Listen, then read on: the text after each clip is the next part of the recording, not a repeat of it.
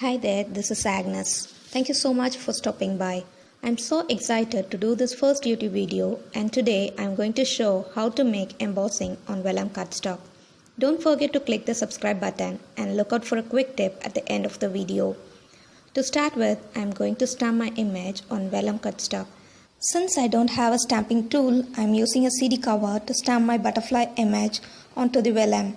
Please check the description below for the list of supplies that I have used in this project. I bought this stamp and ink from a local craft store. You can use stamp of any outline image, and I'm using black color ink to stamp my image. This is a pigment based ink, and so it takes some time to dry. Meanwhile, I'm going to stamp the same image on a 4 1/4 into 2 3x4 inch white note card. I'm using the same black color ink, and I need the image to be somewhat slanting. Now I am going to emboss the stamped vellum cardstock by placing it on foam sheet. Choose a stylus tip that fits the inner space. I am using 1 mm and 2 mm size tools.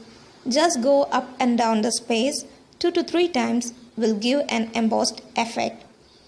After embossing, just fussy cut the butterfly and it looks great with all the dimensions.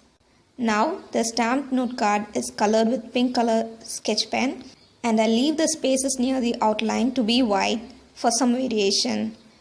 I am folding an A5 size vellum cardstock into half and sticking the stamped note card to the vellum using double-sided adhesive.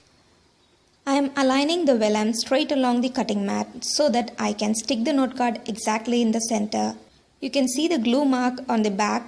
So I am going to place a 4 1/4 into 2 3x4 inch cardstock. If you don't want this, you can leave it as such. Now I am going to use gold color happy birthday sentiment from the Shilpi Decorative stickers. Other colors like silver and glitter are also available. Now I am going to glue the embossed butterfly using silicone glue.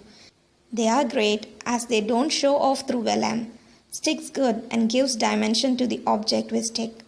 So you can see the finished card with vellum in the outside and white cardstock inside. Now for the tip. If you don't have a stamp, try to get a printout of the image that you love to make. There are people in the internet who provide free digital stamps too. The next option is to trace the image onto the vellum using glitter pen and then embossing with the stylus tool, which I used for the flower image. Thanks for watching. Do like, comment and share so that it will boost me up to make future videos.